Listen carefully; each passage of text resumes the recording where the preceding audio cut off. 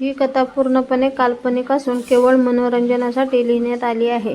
या कथेचा कोणत्याही वास्तविक व्यक्ती किंवा घटनेशी कोणताही संबंध नाही. चला तर आता वळूया आपल्या स्टोरीकडे.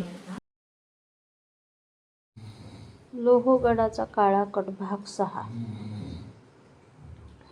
पहाटेची वेळ होती.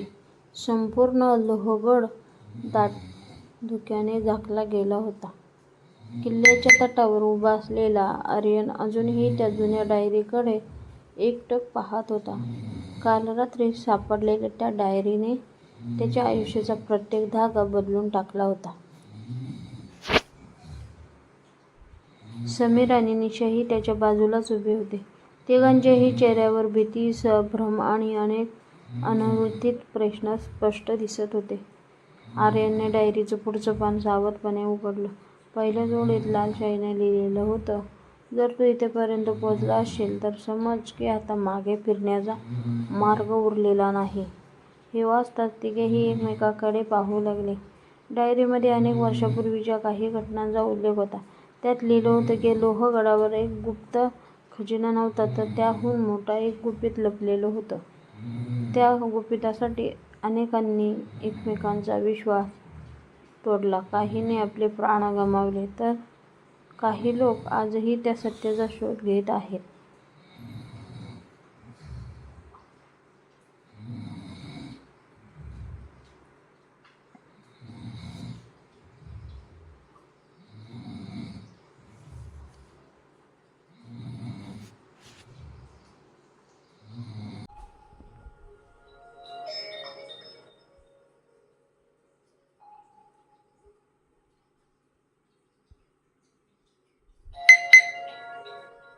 तेवढ्यात समीरचा मोबाईल वाजला. स्क्रीनवर नंबर नव्हता, फक्त अननोन कॉल असं दिसत होतं.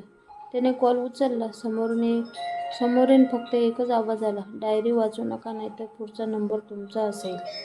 आणि कॉल कट झाला. समीरच्या हातातून मोबाईल खाली पडला. निशा घाबरून म्हणाली, आर्यन आपण इथून निघूया. पण आर्यन शांत होता. नाही, आता सत्य समजल्याशिवाय मी मागे फिरणार नाही.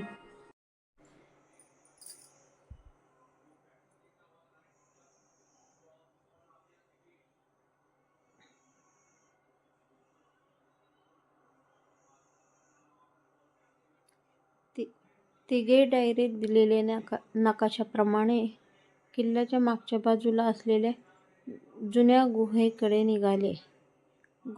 गुहेच्या प्रवेशद्वाराजवळ पोहोचल्यावर त्यांनी जमिनीवर ताज्या बुटांचे ठसे दिसले. आपल्या आधी इथे कोणीतरी आले, आर्यन हळू आवाजात म्हणाला. ते आत गेले. गुहा पूर्ण अंधारात होती. मोबाईलच्या टॉर्चच्या प्रकाशात भिंतीवर विचित्र चिन्हे दिसत होती. काही अंतर चालल्यानंतर त्यांना एक मोठा लोखंडी दरवाजा दिसला. त्या दरवाजावर कोरलेलं होतं, सत्याची किंमत रक्ताने चुकवावी लागते. समीरने थरथरत्या हाताने डायरीत सापडलेली चावी काढली.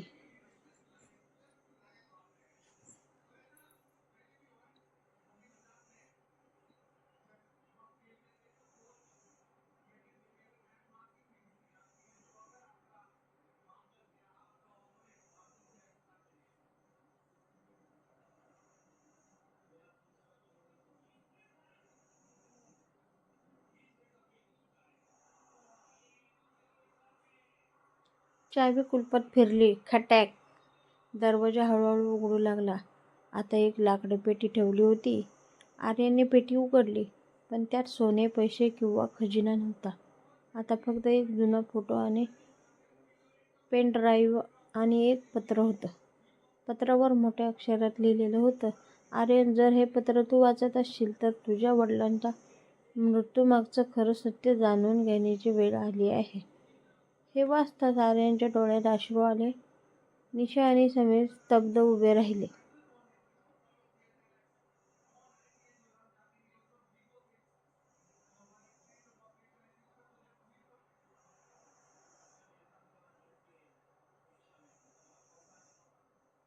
तेवढ्यात गुहेच्या बाहेरून कोणाच्या पावलांचा आवाज येऊ लागला. कुणीतरी हळूहळू त्यांच्या दिशेने येत होतं.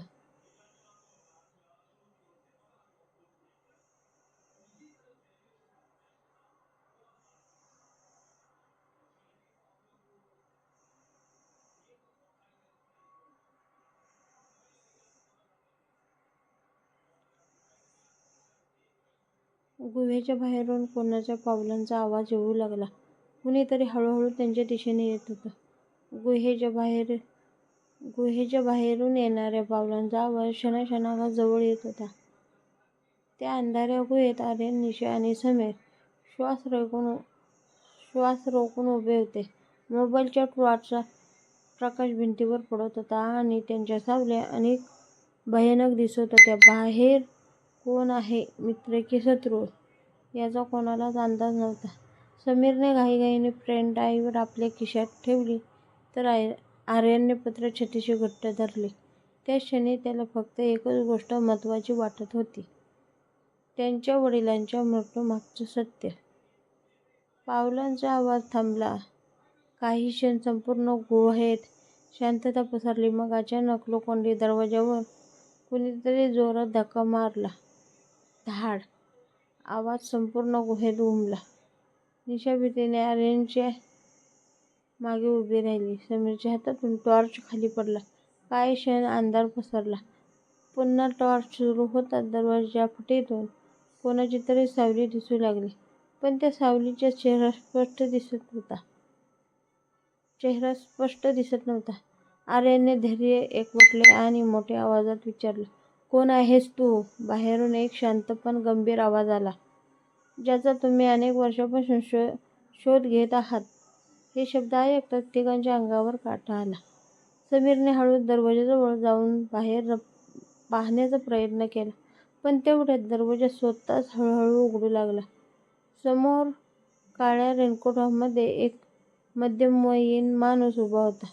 त्याच्या चेहऱ्यावर दाढी होती, डोक्यावर टोपी होती आणि डोळ्यात एक विचित्र शांतता होती. त्याने आर्यनकडे पाहिलं आणि म्हणाला, "आर्यन, तू अगदी तुझ्या वडिलांसारखाच दिसतोस." हे ऐकताच आर्यन क्षणभर जागेवरच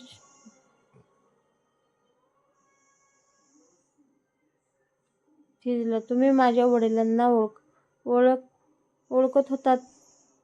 त्याने थरथरत्या आवाजात विचारले. तो माणूस हसला, पण त्या हास्यामागे वेदना दडलेल्या होत्या. "फक्त ओळखत नव्हतो, आम्ही एकत्र काम केलं होतं. पण एका चुकीच्या निर्णयामुळे सगळं उद्ध्वस्त झालं." आर्यनचे डोळे मोठे झाले. "मग माझ्या वडिलांचा मृत्यू तो अपघात नव्हता?" त्या माणसाने शांतपणे मान खाली घातली. "तो अपघात नव्हता, पण त्यांच्यावर कुणी हल्ला केला नव्हता.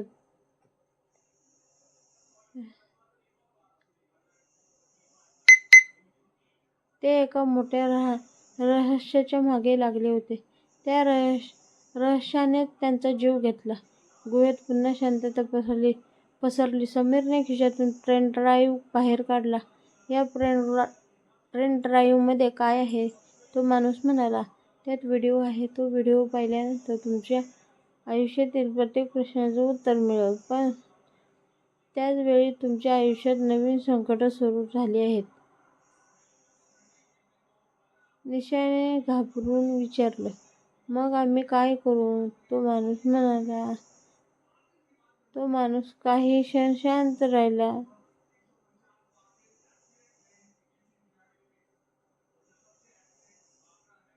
मग त्याने आपल्या खिशातून एक जुना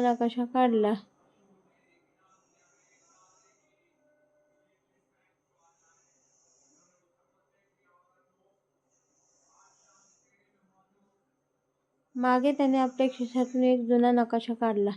त्या नकाशावर लाल शाईने एक जागा गोल करून चिन्हांकित केली होती. "उद्या सूर्योदयाच्या आधी या ठिकाणी पोहोचायचं. उशीर झाला तर सत्य कायमचं मातीखाली गाडलं जाईल." इतकं बोलून तो माणूस वळला. आर्यन त्याच्या मागे धावत गेला.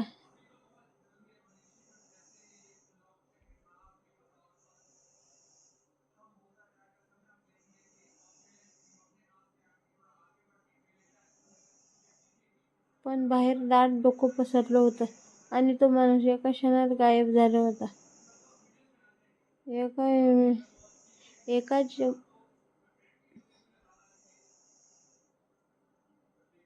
फक्त जमिनीवर त्याचं एक छोटंसं लॉकेट पडलेलं होतं.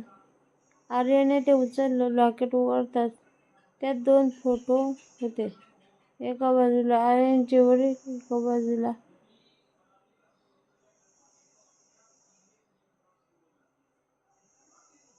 आणि दुसऱ्या बाजूला समीरचे वडील. समीरने ते पाहताच आश्चर्याने आर्यनकडे पाहिलं.